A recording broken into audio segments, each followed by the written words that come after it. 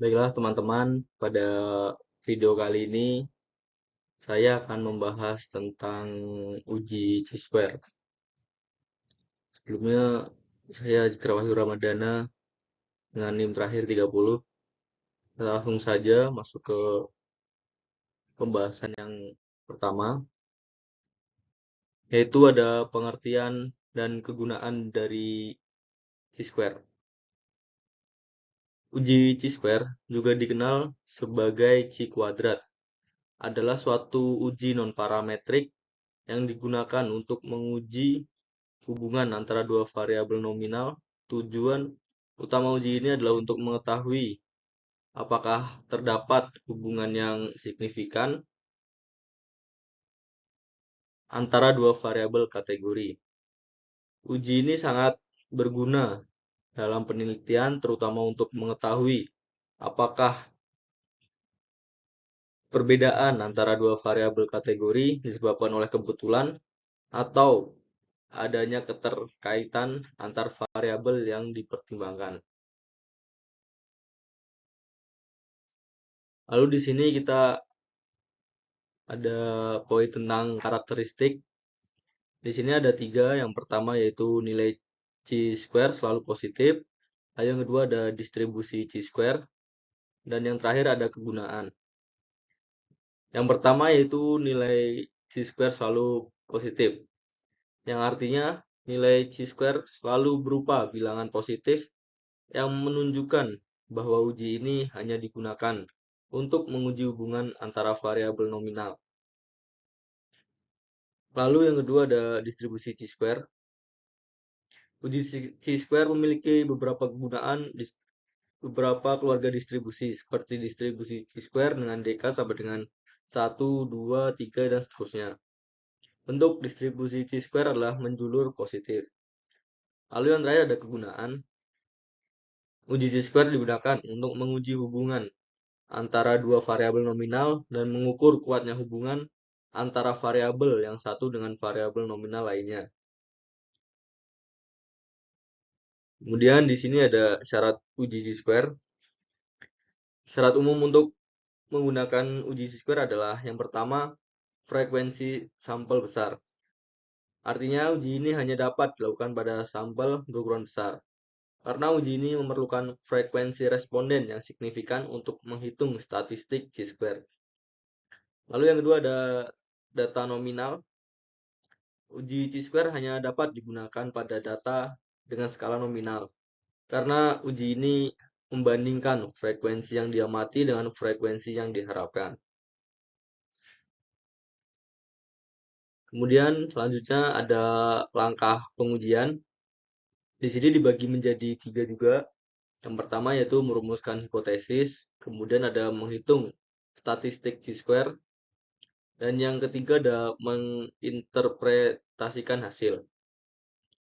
Yang pertama adalah merumuskan hipotesis. Artinya merumuskan hipotesis H0 dan H1, di mana H0 menunjukkan tidak terdapat hubungan yang signifikan antara dua variabel, dan H1 menunjukkan terdapat hubungan yang signifikan. Lalu yang kedua ada menghitung statistik Chi-square.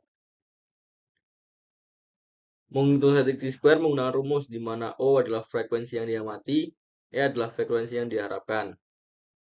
Kemudian yang terakhir adalah menginterpretasikan hasil. Menginterpretasikan hasil uji Chi-square untuk mengetahui apakah terdapat hubungan yang signifikan antara dua variabel kategori. Dengan demikian, uji Chi-square adalah suatu teknik statistik yang berguna dalam penelitian untuk menguji hubungan antara dua variabel nominal dan mengukur kuatnya hubungan antara variabel yang satu dengan variabel nominal lainnya.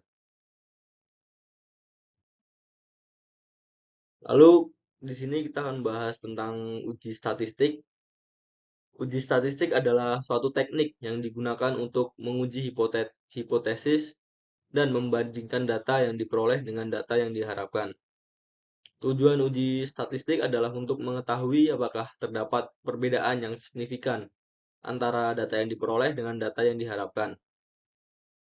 Uji statistik sangat berguna dalam penelitian, terutama untuk mengetahui apakah perbedaan antara dua variabel kategori disebabkan oleh kebetulan atau adanya keterkaitan antar variabel yang dipertimbangkan.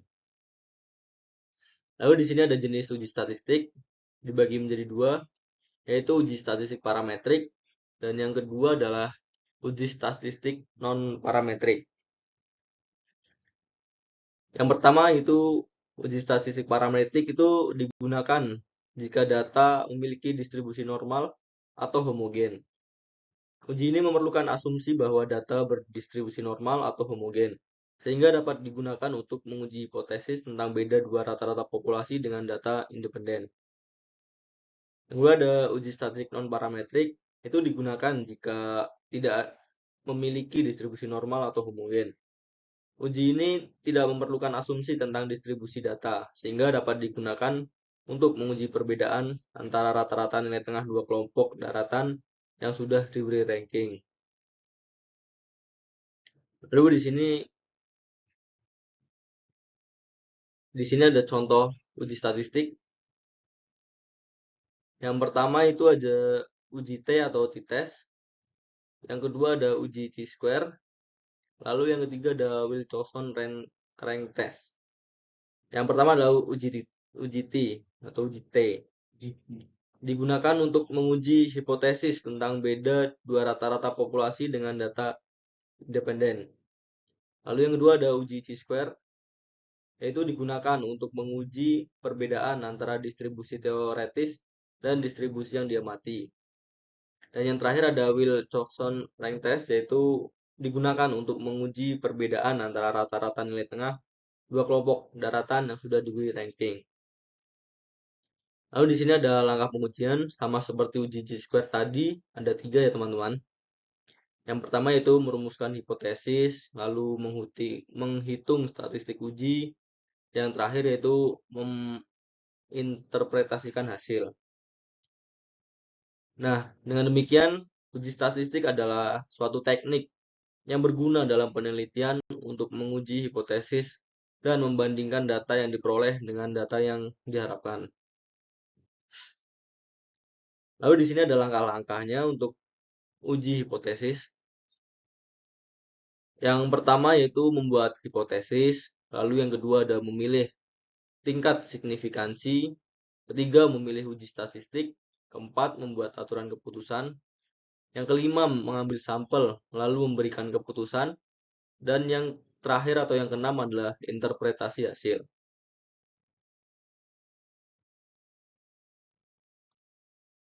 Lalu di sini materi selanjutnya adalah uji ketepatan atau biasa disebut uji ketepatan model. Ini juga dikenal sebagai uji kelayakan model. Digunakan untuk mengukur ketepatan fungsi regresi. Tujuan dari uji ini adalah untuk mengetahui apakah model regresi yang digunakan dapat dengan baik menggambarkan hubungan antara variabel independen dan variabel dependen.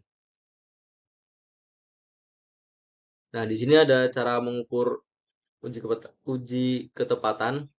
Di sini menjadi 3, yaitu ada uji F, lalu ada uji autokorelasi, dan yang terakhir ada uji multikolinearitas.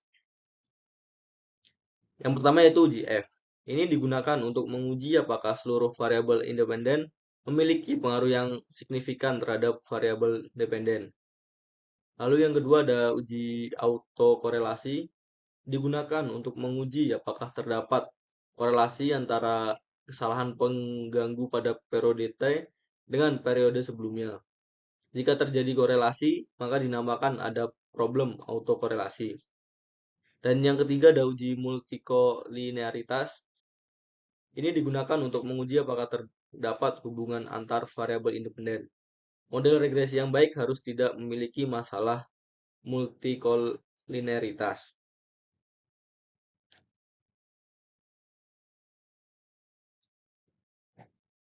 Hasil uji ketepatan model dapat digunakan untuk mengetahui seberapa baik model regresi dapat menjelaskan variasi dalam variabel dependen.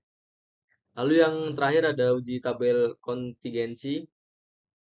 Ini adalah suatu metode statistik yang digunakan untuk menguji hipotesis tentang hubungan antara dua variabel kategori. Tujuan dari uji ini adalah untuk mengetahui apakah terdapat hubungan yang signifikan antara dua variabel kategori. Mungkin itu materi pada video kali ini yang dapat saya sampaikan. Bila ada pertanyaan bisa ditinggalkan di komentar. Terima kasih.